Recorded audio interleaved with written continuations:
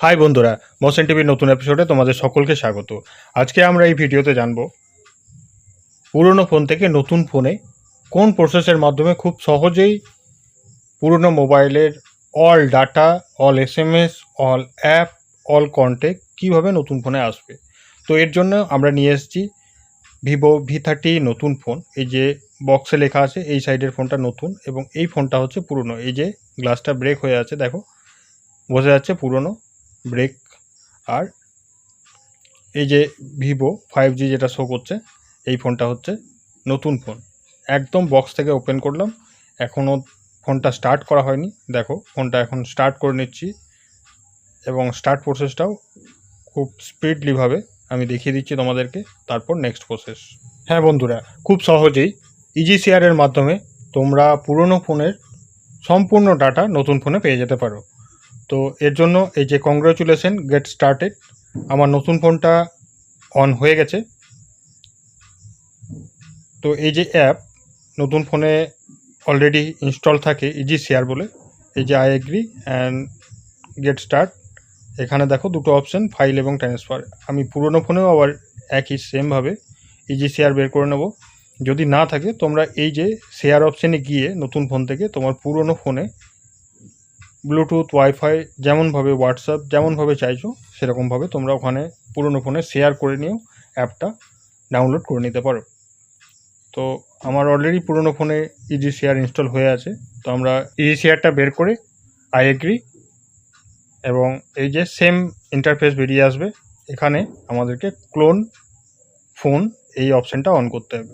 দেন এখানে আমরা I agree করে ভিতর থেকে অপশানটা বেরিয়ে এসে এখানে অ্যালাও পারমিশন দিতে হবে। অ্যালাও পারমিশন দিয়ে দেখো দিস ডিভাইস এবং লোকেশনটাও চাইছে, গট ইট, লোকেশনটাও পারমিশন দেবে। এই যে কিউআর কোড একটা বেরিয়ে এসছে এবং নতুন ফোনের এই যে শেয়ারটাও আমরা বের করে নিচ্ছি। দেখো ওটা স্টপ হয়ে গেছে। তো আমরা নতুন ফোনে এই যে ক্লোন অ্যাপে গেলাম। এবার এখানে নিউ ডিভাইস,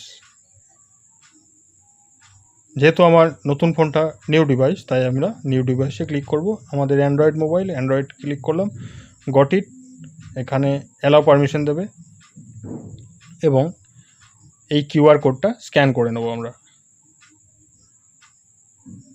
এই যে কিউআর কোডটা স্ক্যান করে নিলাম।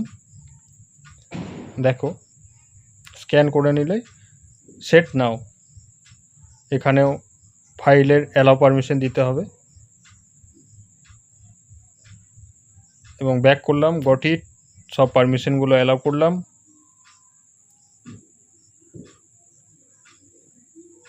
এবং এই যে যত কিছু আছে app data, apps, contacts, call lock, message, event, যত কিছু আছে পুরনো মোবাইলে সব কিছুই নতুন মোবাইলে ট্রান্সফার হয়ে যাবে। এগুলো শো করছে। তোমরা এখানে ক্লিক করে চাও যে কিছু ইভেন্ট কিংবা এসএমএস নেবে না, সেগুলো অলরেডি ক্লিক হয়ে আছে, সেগুলোকে আনক্লিক করে নিতে পারো। এরপর ফোনটা আনলক করার জন্য বলছে, ভেরিফিকেশানের জন্য। তো আমরা ফোনটা ফিঙ্গারপ্রিন্ট দিয়ে আনলক করে নিলাম। তোমরাও প্যাটার্ন দিয়ে বা ফিঙ্গারপ্রিন্ট দিয়ে যেভাবে হোক ফোনটা আনলক করে নিলে পারমিশনটা চলে গেল। এই গট ইট, নতুন ফোনে গট ইট করলাম, অ্যালাউ করলাম। দেখো এই ফোন থেকে নতুন ফোনে সব কিছু ট্রান্সফার হতে শুরু করেছে। একটু টাইমলি প্রসেস। এখানে সেন্ডিং ডাটা দেখাচ্ছে 38 মিনিট পুরনো ফোনে এবং নতুন ফোনে দেখাচ্ছে 39 মিনিট। যদিও এতটা সময় লাগে না, তার আগেই প্রসেস হয়ে যায়। যে 5% অলরেডি ট্রান্সফার হয়ে গেছে, এরকমভাবে 100% ট্রান্সফার হয়ে যাবে। এই প্রসেসটা আমরা পুরো ফাস্ট করে তোমাদেরকে জানাচ্ছি। এখানে অল ডাটা ট্রান্সফার হয়ে গেছে। তো আমরা এখানে হোম পেজেও চলে যেতে পারি, ইয়া আবার রিকানেক্টও করতে পারি। এখানে দেখাচ্ছে এত কিছু সব রাইট হয়ে আছে, সব ট্রান্সফার হয়ে গেছে। এবার দেখে নিই কী কী ট্রান্সফার হয়েছে। এই যে কন্ট্যাক্টে এলাম, দেখো কন্ট্যাক্টের কন্ট্যাক্ট চলে এসছে। ডাইলারে দেখো, ডাইলারে নাম শো করছে। এখানেও দেখো কন্ট্যাক্ট যাদেরকে যেই টাইমে কল করেছিলাম সেই টাইমেই নতুন ফোনেও শো করছে। এবং এসএমএসটাও দেখো, এখানে যত কিছু অ্যাপ, সব অ্যাপও পুরনো ফোন থেকে নতুন ফোনে চলে এসছে। কিন্তু অ্যাপগুলো লগ ইন করতে হবে তোমাদেরকে। অ্যাপের মধ্যেও কিছু অ্যাপ থাকে, সেগুলো আমি বের করে তোমাদেরকে দেখাচ্ছি। দেখো নোটে এই যে নোট কিছু আছে, এখানে নোটে কিন্তু নোটের লেখাগুলো আসেনি। অ্যাপগুলো চলে আসবে, কিন্তু অ্যাপের ভিতরে যেসব কিছু আছে সেগুলো আসবে না। অনেক অ্যাপ লগ ইন হয়ে থাকে, সেই লগ ইনগুলোও থাকবে না। এখানে ভীম অ্যাপটাও দেখাচ্ছি, ভীম অ্যাপ লগ ইন নেই, লগ ইন করার জন্য বলছে, নিউ ডিভাইস যেহেতু। এবং মাল্টিস্পেস বলে একটা অ্যাপ ছিল, সেই অ্যাপটাও আমরা ওপেন করে দেখাচ্ছি।